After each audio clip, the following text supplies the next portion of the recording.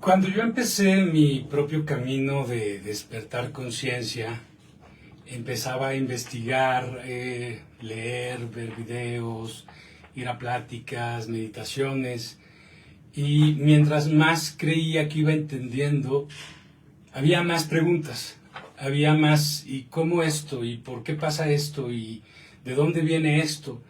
Y durante un tiempo fue tratar de hacer lo correcto desde prácticamente un punto de vista que me parecía lo suficientemente ético, y trataba de conducir mi vida en esa línea.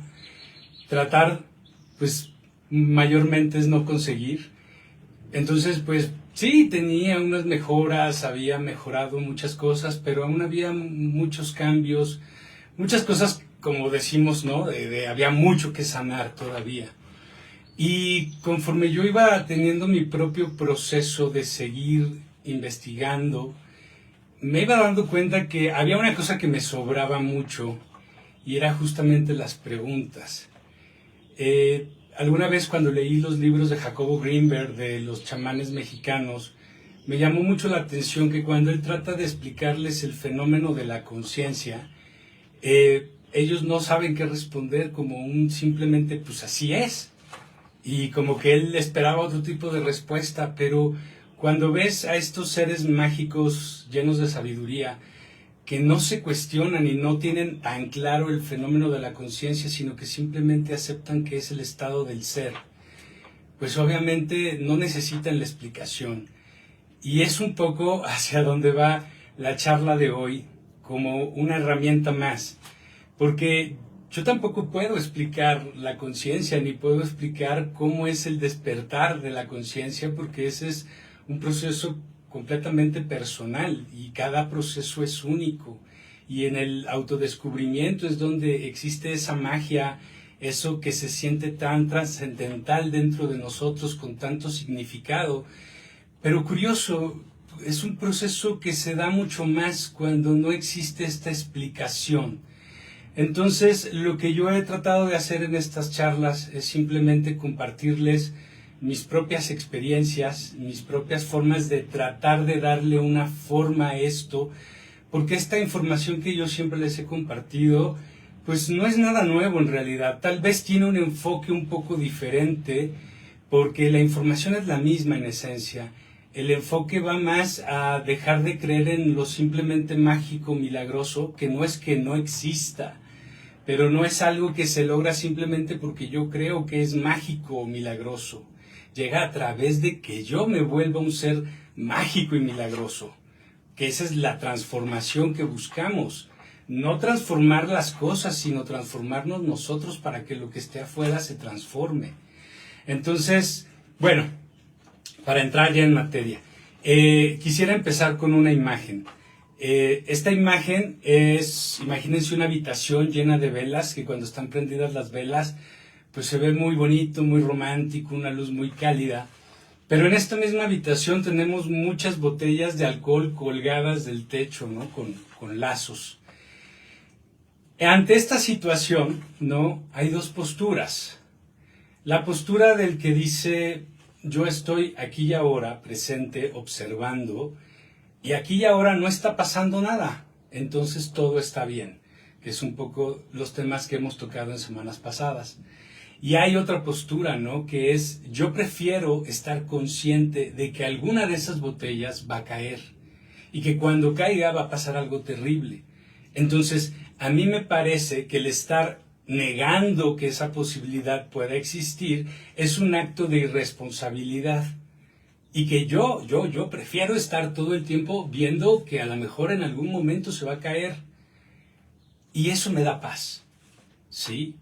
Como les dije, en este tratar de entendernos, nosotros no dejamos de preguntar. ¿Por qué? Porque hay una parte de nuestro ego, ¿no? En nuestra mente, que trata de a todo darle una forma, a todo tratar de meterlo en una cajita, porque cree que desde ese lugar puede entenderlo, puede manejarlo mejor. Incluso muchas veces, aunque la verdad sea dolorosa, ¿sí? Y es un poco la obsesión por la verdad, ¿no?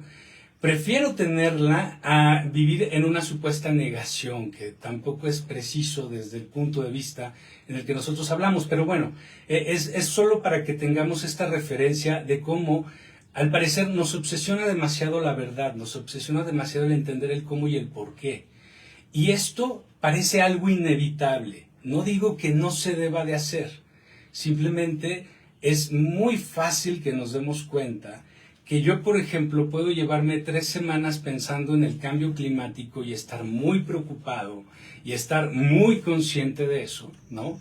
Y a lo mejor tengo una entrevista de trabajo o tengo que hacer una presentación y me ganan los nervios, me traiciono, me boicoteo y me voy con este discurso, claro, es que soy muy inseguro, me falta seguridad, y puede ser, porque no lo sabemos en realidad, si esta inseguridad se deba a estas 3 semanas de estar viendo hacia el futuro demasiado, generando inseguridad, evidentemente, ante lo que no sé cómo va a resolverse, ante lo que no sé cómo va a pasar. Entonces, ¿hasta dónde esto que viví es algo que me determina como para yo asegurarme que soy una persona insegura, como para verlo como una realidad y no como algo que simplemente pasó? Terrible que si no es solamente porque algo pasó y yo no era inseguro, me voy a volver inseguro. Y muy posiblemente en alguna de mis vivencias yo empecé a caer en este patrón sin darme cuenta. Y simplemente tengo una creencia sobre mí. Entonces, hay muchas preguntas que nos vamos a hacer todo el tiempo. Pero justo una parte en donde nosotros tenemos que empezar, como les he dicho en capítulos anteriores, dejar de platicar demasiado con la mente. ¿Por qué? Porque eso es estar en el tiempo. Siempre que estoy platicando con mi mente, yo voy a estar en un futuro, en un pasado, en un hubiera. Entonces, lo primero es, no estás presente. Y te das cuenta que no estás presente porque te das cuenta de esa plática y te das cuenta de las emociones que te está generando y no te importa. Pero no sabes en realidad qué te va a dar como resultado. Tú quieres en ese momento entender, darle forma para poder manejar ese concepto, esa realidad o esa verdad, no importa. Al final necesitas una información que te haga sentido para tú poderlo dejar en paz, ¿sí? ¿Es esto indispensable en la vida? En realidad no. Mayormente lo único que nos hace es estar en un adiestramiento constante, de estar buscando estas respuestas que al final, la mayoría de las veces, estas respuestas no van a ser otra cosa más que una gran suposición. Porque hoy puedo contarme yo una historia de que, ok, esto estuvo, ya lo entendí, ya lo vi desde un lugar bonito para soltarlo, le puse un moño, ya lo solté. Y luego mañana me entero de que no, que era todo lo contrario. Entonces regreso a esta emoción. Pero ahora me cuesta más trabajo porque aunque sea la verdad, ahora tengo que hacer otro proceso para liberar esta emoción. Porque lo que yo ya tenía que liberar en una parte de dolor, ya estuvo ahí más o menos y lo hice bien. Pero acá, si no lo hice bien, entonces se acumula con lo nuevo. Y es decir, estamos todo el tiempo cargando y cargando y cargando en estas grandes suposiciones, solamente formas y estructuras en las que yo voy manejando mi vida, ¿sí? Primero, y que es muy importante, nosotros tenemos esta idea de que en realidad es inevitable esta plática con la mente. Es decir, es que mi mente habla y habla y habla y no se puede callar y yo no puedo hacer nada, no la puedo callar, me da mucha ansiedad no poder callarla. Ok, primero este es un pequeñísimo error de apreciación y lo podemos comprobar de alguna forma, ¿no? Si ustedes en este momento cierran los ojos, hacen una respiración profunda y se preguntan algo que quieran saber, no importa lo que sea. Lo importante es que tú no quieras responder, que tú no quieras buscar una imagen o buscar entender algo o hacer cualquier cosa que no sea simplemente esperar una respuesta. No importa la pregunta que tú le hagas a tu mente, mientras tú tengas muy claro este proceso, te vas a dar cuenta de algo, y es que tu mente no te responde. Tu mente te manda ideas, pero más que ideas, la mayoría de las veces nos manda creencias. Es casi como una idea en abstracto, envuelta con muchas cosas que genera también una emoción, porque al ser una creencia no puede ser solo una imagen o una frase platicada, va con una emoción. Ahí hay una creencia, por lo tanto, ahí debe de haber un apego, una limitación, un condicionamiento, que nosotros mayormente no vemos o nos negamos a ver, porque no queremos vivir una situación de dolor que seguramente ya vivimos, que estamos tratando de evitar, pero que al negarnos, al final lo único que hacemos es, según tú no te está doliendo eso, pero te está doliendo de alguna forma. A lo mejor no tan grande, pero la resistencia a que no te duela, híjole, ya en tiempo y intensidad yo creo que resulta ser peor que vivir el tormento ya en duro, ¿no? En frío. Es un poco como cuando te quitan las puntadas de una herida, ¿no? Si te las quitan poco a poquito, termina siendo una agonía. Si te lo jalan de un trancazo, pues dolió, pero ya se acabó, ¿no? Fue mucho más rápido.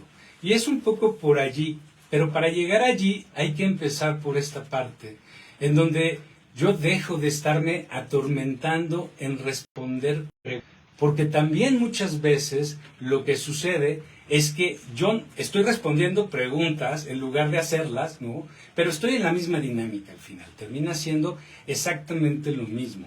El caso es que estoy enfocado en eso, tratando de entender algo, ¿no? Aquí, cuando nosotros nos damos cuenta de que tu mente, ¿sí?, necesita de ti para crear este diálogo, porque en realidad es un diálogo. No es que tu mente hable y hable y hable y no pueda parar. Es que tú estás también allí, mayormente, al menos das una respuesta, te dejas influenciar por la emoción, lo que sea, cualquier respuesta que tú des va a propiciar más diálogo. La emoción permanece porque hay pensamiento y el pensamiento sigue porque hay una emoción. Hay una sinergia ahí que entonces me creo que cuesta mucho trabajo detener, pero en esencia lo que no me he dado cuenta es que si yo no platicara, no existiría. Si yo me quedara callado, así como en esto de hacer la pregunta de tú quédate callado, no trates de buscar una respuesta. La mente te está diciendo algo y tú calladito y ahí observas, ¿no? Se iría, atravesaría la emoción, haría yo consciente lo inconsciente. Me daría cuenta de muchísimas cosas y en ese punto estaría sanando y estaría pudiendo cambiar. ¿Por qué? Porque no me estoy identificando con la creencia. Ay, parece como que se cortó, pero ahí estoy. Entonces, ¿qué está sucediendo? Tiene que ver con que nosotros no observamos en realidad la emoción que tenemos que sanar. Estamos observando lo que sentimos por estar pensando y son dos cosas completamente diferentes. Pero para empezar ahí primero, tendríamos que tener una cosa muy claro, que es ¿por qué tengo resistencia? ¿Por qué no quiero sentir esa emoción? Porque en realidad, si me doy cuenta, yo puedo no platicar con mi mente. No lo hago porque implicaría sentir y hacer consciente eso que me da miedo. Y eso que te da miedo no es más terrible que el sufrimiento que ya estás sintiendo. Porque al final lo único que tienes que hacerlo es aceptarlo en ese momento como una sensación. Que eso es lo importante de darnos cuenta de estar allí para simplemente sentir. Y simplemente sentir es no hacer absolutamente nada más que darte cuenta de eso. Muchas veces cuando yo les digo a mis pacientes de observa tu emoción, me dicen, no, es que sí, y yo me doy cuenta que estoy enojado y digo, sí, ya sé que estoy enojado, acepto que estoy enojado, pero no se va el enojo. Digo, es que ahí ya estás platicando. Incluso cuando tú crees que en el momento de aceptar estás entendiendo una maravilla y te cae el concepto y lo bajas como de, aquí sané, ya ahí empiezas a platicar, pero también puede ser algo que te dice la mente porque acaba de entender algo. Entonces, en ese momento puede tu mente decir, estoy sanando algo. Tú anteriormente lo sentiste, te dio un significado y aceptas ese pensamiento y no dices, sí, porque mira, pasó esto y seguro porque yo hice esto. Porque entonces, eso que tú estabas haciendo consciente en ese momento, ya lo estás volviendo otra creencia, ya lo estás mandando a otro pensamiento, ya lo estás mandando a otra ideología, porque siempre que tú platicas la realidad, tú dejas de ser objetivo en la realidad y pasas a alimentar tus propias creencias o a crear en algunos momentos creencias nuevas. Pero entonces ahí dejaríamos de ser el observador. Ojo, no estoy diciendo que nunca en la vida vamos a seguir haciendo esto, pues claro, pero tenemos que ser conscientes de hasta dónde nosotros realmente nos damos cuenta y no estamos simplemente, pues no sé, disparando balas al aire y no sabemos cuál nos va a caer encima. Se trata de ir teniendo cada vez más capacidad de autoobservación, de cuándo estoy en mi mente, cuándo simplemente estoy tranquilo y en paz. Porque en la figura que les puse al principio, la gran diferencia entre estas dos personalidades, la que observa y la que está mucho mejor porque está preocupada viendo lo que puede pasar, hay dos características, hay unas diferencias abismales. El que está preocupado, ¿no?, tampoco está haciendo nada.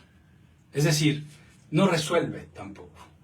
No está previniendo nada. Mayormente solamente está haciendo eso. Estoy preocupado, pero no sé cómo resolver. No sé qué va a pasar. Entonces prácticamente, primero, no estás observando. Por lo tanto, si pasa algo, te vas a dar cuenta cuando sea demasiado tarde.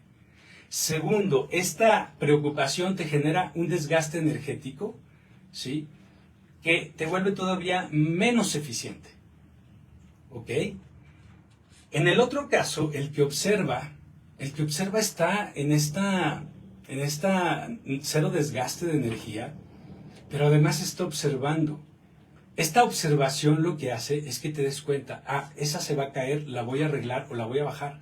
O a veces tener una reacción tan rápida que se cae la botella y la cachas. No tienes un desperdicio de energía. Estás observando.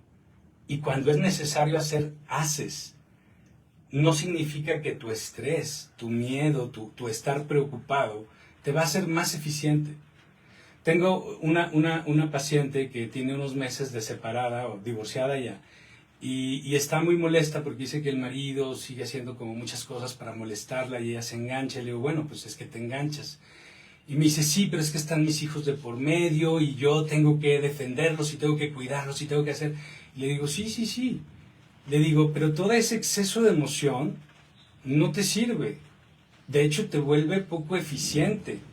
Hace que tomes decisiones a lo mejor que van a tener consecuencias peores que los problemas que tratas de solucionar.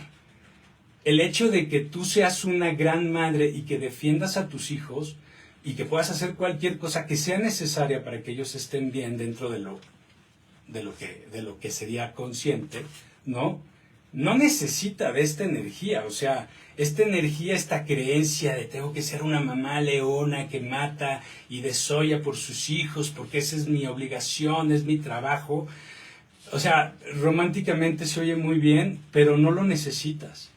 O sea, no lo necesitas primero porque no está pasando nada de esa gravedad, porque no lo sabes. Puede ser que solo lo estés interpretando. Pero además, la energía que tú vas a necesitar y vas a requerir para salvar a tus hijos de cualquier eventualidad, la vas a tener porque vas a estar relajada. Y en ese momento puedes mover tu energía hacia donde tú quieras.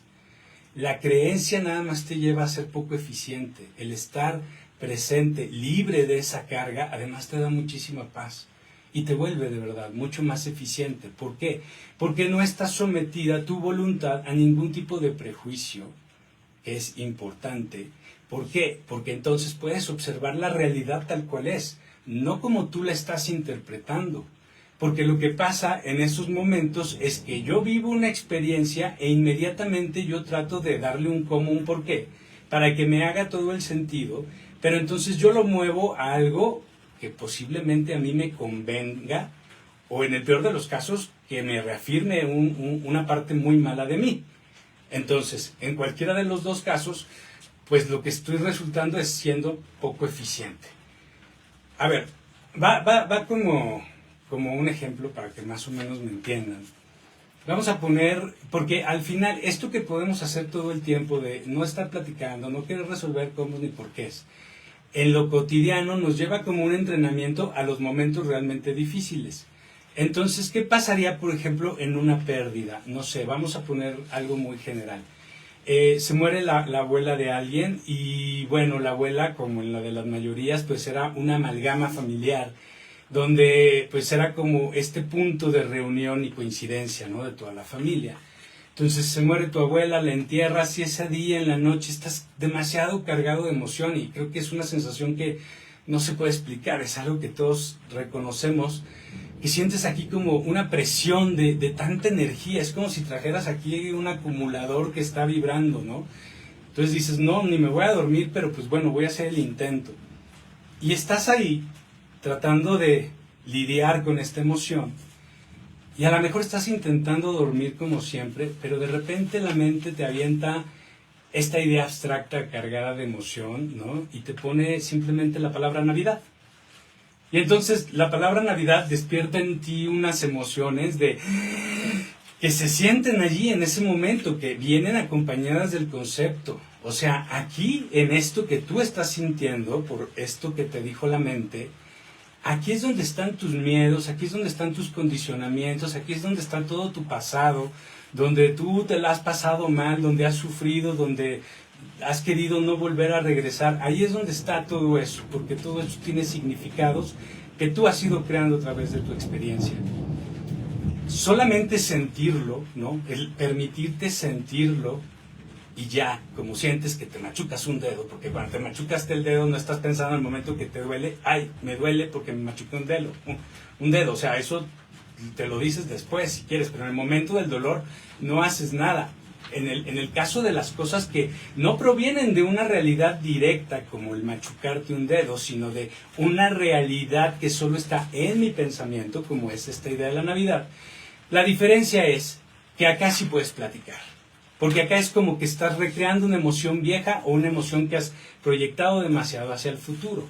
Entonces lo que tú haces mayormente es querer resolver todas esas heridas, todos esos miedos en tus cómo y en tus porqués. Revelando, obviamente, toda esa emoción que está allí.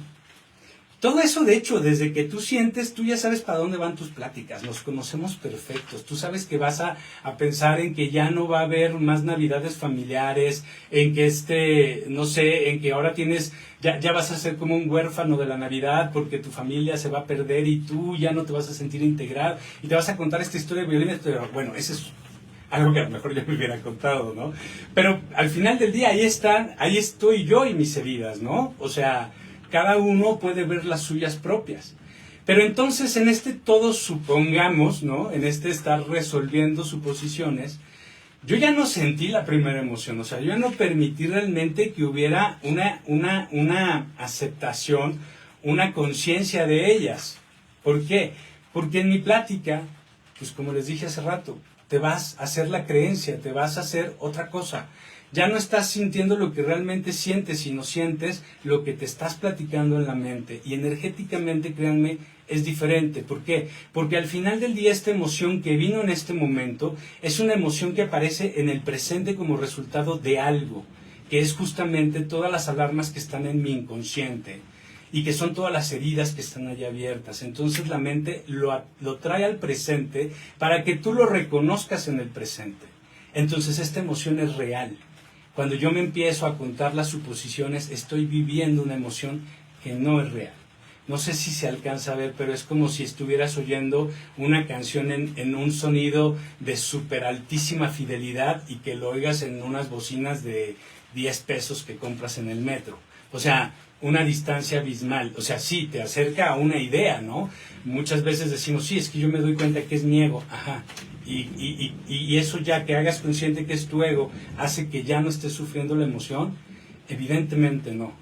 Y posiblemente esa noche cuando estás tú sufriendo el duelo de lo de tu abuela, ¿sí? Lo único que hagas es eso, sientes y respiras, porque respirar es estar en el presente y dejas que esa emoción se atraviese. Son no más de 24 segundos.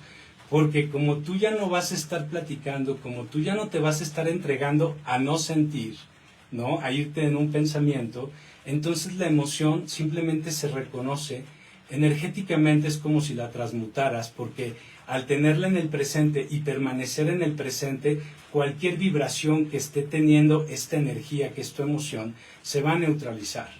El pensamiento, pues obviamente no reaccionas a través de tu miedo, a través del condicionamiento, y entonces dejas de identificarte como esa persona que sufre. Y al estar respirando, regresas otra vez a estoy en paz, estoy en paz. Y a lo mejor te dura 10, 15 segundos en los que crees que te vas a dormir, y vuelve a venir otra idea, ¿no? Vuelve a venir otro pensamiento. Y vas a tener que hacer lo mismo. Y a lo mejor esa noche, de verdad te lo digo, a lo mejor no vas a dormir, porque te la vas a pasar haciendo eso, o a lo mejor en algún punto te va a ganar el sueño y te vas a quedar dormido. Pero eso es justamente tu proceso de sanación. Es que ahí es donde está la aceptación, porque estás reconociendo tus dolores. Yo acabo de vivir una de las noches más tristes de mi vida, una noche muy triste que no tenía en muchísimos años. Tuve una gran pérdida, y lo que hice 2 horas y media de esa noche fue sentir para aceptar, para, sin pensarlo, aceptar y reconocerme a mí también allí, aceptar mis heridas. Al otro día estaba bien, me ocupé, me puse a hacer cosas, no trabajé, pero me puse a hacer cosas, y me venía esta sensación de tristeza, y era como algo que ya podía disfrutar, ya no la rechazaba, sino simplemente reconocía esa tristeza como algo que está aquí y se iba. La noche anterior, créanme, de que iba saliendo de una y venía otra y venía otra y venía otra, y era imposible dormir. Esa segunda noche dormí. El sábado amanecí muy bien y me di cuenta que esta pérdida, que era de algo que yo amaba infinitamente, la única forma de poder dignificar el amor era justamente estar bien yo. No es echarme una mentira, no, es reconocer, es sentir, para estar bien yo, porque me amo, pero también para dignificar mi pérdida, para dignificar el amor que hubo allí. Se los digo, por ejemplo, a mucha gente que tiene un familiar enfermo, que tal vez esté próximo a la muerte. Esta persona, se los aseguro, no querría que ustedes sufrieran por su enfermedad o por su muerte. Sanen su herida para que puedan darle dignidad a ese amor, para que tenga este sentido de amor, que es lo que nos eleva como seres.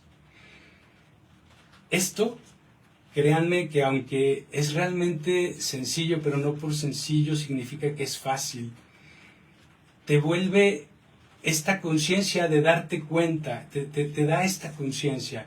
Les decía, no se puede explicar la conciencia, pero yo alguna vez les definí la conciencia como esta posibilidad de tener miles de posibilidades. Es que me doy cuenta que existen muchas formas de vivir cualquier experiencia. Cuando nosotros vivimos un duelo, hay 5 pasos del duelo, y el primero empieza por la negación. Siempre hablamos de negación y aceptación. Entonces después que si viene la ira, que si viene la culpa, la negociación, pero al final viene la aceptación.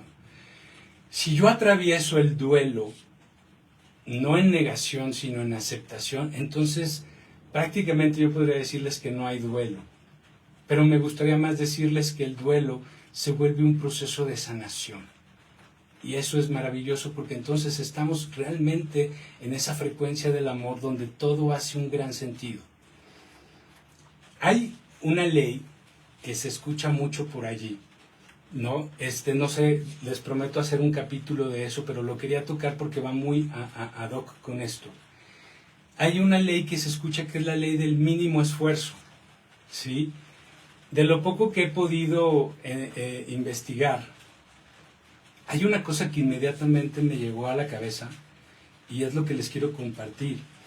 No sé bien de qué vaya, pero estoy casi seguro que en esencia esa ley, más que esta idea que tenemos de, ay, tú decides que va a pasar esto y tú relájate que seguro va a pasar, ¿no? No, es como justamente a través del acto de la conciencia poder darme cuenta, al observar la realidad, al observar mi presente, al observar incluso mi pensamiento y mis emociones, que no hay nada que requiera un esfuerzo menor que el solo observar, porque solo estás recibiendo. No hay ahí ni siquiera un pensamiento, no hay ahí ni siquiera una reacción de tu parte, es más, no tiene que haberla. Es solamente un acto profundo de darte cuenta. No hay nada que requiera menos energía que eso. Entonces, espero de verdad que porque sé que es difícil a veces poderlo llevar a la práctica, pero es simplemente no generes una resistencia, una idea y no trates de explicar. No necesitas la explicación, créeme. Esas respuestas, que es justamente con lo que quiero acabar, no las vas a encontrar. Mira, la imagen sería como esta. Sería como que tú quisieras encontrar una respuesta buscando en tu celular y que tu celular esté sin señal de internet. Es decir, lo único que vas a encontrar es lo mismo que ya está de información en el teléfono. Entonces, ¿qué pasa? No vas a encontrar nada nuevo, todo va a ser redundante y todo va a llevar exactamente a los mismos lugares. A donde tú crees en la injusticia, a donde tú crees en tu miedo, a donde tú crees que no mereces o que no eres suficiente. No va a haber una transformación. ¿Por qué? Porque recurres a la misma información que tú ya tienes y manejas de tu propia experiencia. Porque estas preguntas no las estás resolviendo desde la conciencia, las estás resolviendo desde el ego. Por lo tanto, no hay información nueva, no va a haber nada que te aporte. Va a haber cosas tal vez que encuentres sentido. Esa es la negociación dentro del duelo. Pero al final sigue siendo una suposición.